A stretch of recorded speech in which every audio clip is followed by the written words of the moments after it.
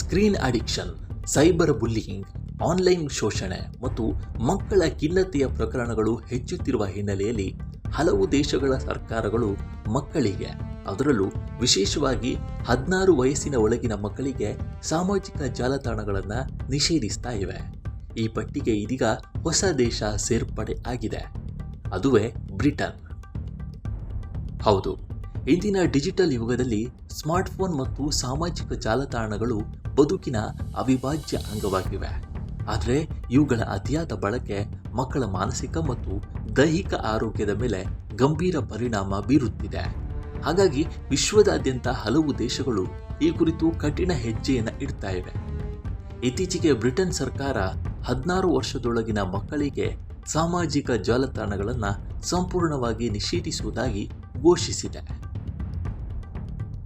ಈ ಕುರಿತು ಮಾತನಾಡಿದ ಬ್ರಿಟನ್ ಪ್ರಧಾನಿ ಕೀರ್ ಸ್ಟಾರ್ಮರ್ ಅವರು, ಹೆಚ್ಚಿನ ಪೋಷಕರು ತಮ್ಮ ಮಕ್ಕಳು ಸಾಮಾಜಿಕ ಮಾಧ್ಯಮಗಳಿಗೆ ವ್ಯಸನಿ ಆಗಿದ್ದಾರೆ ಅಂತ ದೂರು ನೀಡಿದ್ದಾರೆ. ಗಂಟೆಗಟ್ಟಲೆ ಮೊಬೈಲ್ ಸ್ಕ್ರೋಲಿಂಗ್ ಮಾಡುವ ಅಭ್ಯಾಸ ಮಕ್ಕಳನ್ನ ಆಟ, ಅಧ್ಯಯನ, ಕುಟುಂಬ ಮತ್ತು ನೈಜ ಸಾಮಾಜಿಕ ಜೀವನದಿಂದ ದೂರವಿಡ್ತಾ ಇದೆ. ಇದು ಕೇವಲ ಸ್ಕ್ರೀನ್ ಟೈಮ್ ಮಾತ್ರವಲ್ಲ, ಮಕ್ಕಳ ಮಾನಸಿಕ ಮತ್ತು ಭಾವನಾತ್ಮಕ ಸುರಕ್ಷತೆಯ ಪ್ರಶ್ನೆಯೂ ಆಗಿದೆ.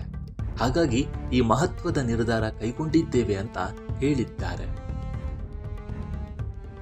ಇನ್ನು ಹೊಸ ನಿಯಮಗಳ ಪ್ರಕಾರ ಫೇಸ್ಬುಕ್, ಇನ್ಸ್ಟಾಗ್ರಾಮ್, ಟಿಕ್ಟಾಕ್, ಸ್ನ್ಯಾಪ್ಚಾಟ್ ಮತ್ತು ಯೂಟ್ಯೂಬ್ನಂತಹ ಪ್ರಮುಖ ಜಾಲತಾಣಗಳನ್ನು 16 ವರ್ಷದೊಳಗಿನ ಮಕ್ಕಳು ಬಳಸುವಂತಿಲ್ಲ. ಆದರೆ ದೈನಂದಿನ ಅಗತ್ಯ ಸಂವಹನಕ್ಕಾಗಿ ಬಳಸುವ ವಾಟ್ಸ್ಆ್ಯಪ್ ಮತ್ತು ಸಿಗ್ನಲ್ ಆ್ಯಪ್ಗಳಿಗೆ ವಿನಾಯಿತಿಯನ್ನು ನೀಡಲಾಗಿದೆ.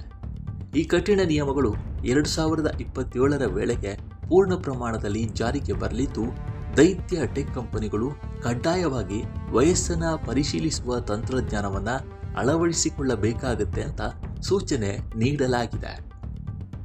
ಕೇವಲ ಬ್ರಿಟನ್ ಮಾತ್ರವಲ್ಲದೆ ವಿಶ್ವದ ಹಲವು ರಾಷ್ಟ್ರಗಳು ಈಗಾಗಲೇ ಇಂತಹ ನಿರ್ಧಾರಗಳನ್ನು ಕೈಗೊಂಡಿವೆ. ಮೊದಲನೇದಾಗಿ ಆಸ್ಟ್ರೇಲಿಯಾ 16 ವರ್ಷದೊಳಗಿನ ಮಕ್ಕಳಿಗೆ ಸಾಮಾಜಿಕ ಮಾಧ್ಯಮವನ್ನು ಸಂಪೂರ್ಣವಾಗಿ ನಿಷೇಧಿಸಿದ ವಿಶ್ವದ ಮೊದಲ ದೇಶ ಎಂಬ ಹೆಗ್ಗಳಿಕೆಗೆ ಪಾತ್ರವಾಗಿದೆ. ಮಲೇಷ್ಯಾ ಮತ್ತು ಇಂಡೋನೇಷ್ಯಾ ಈ ದೇಶಗಳು ಸಹ ಕಟ್ಟುನಿಟ್ಟಾದ ವಯಸ್ಸಿನ ತಪಾಸಣೆಯ ಮೂಲಕ 16 ವರ್ಷದೊಳಗಿನ ಡಿಜಿಟಲ್ ಬಳಕೆಯನ್ನು ನಿಯಂತ್ರಿಸುತ್ತವೆ.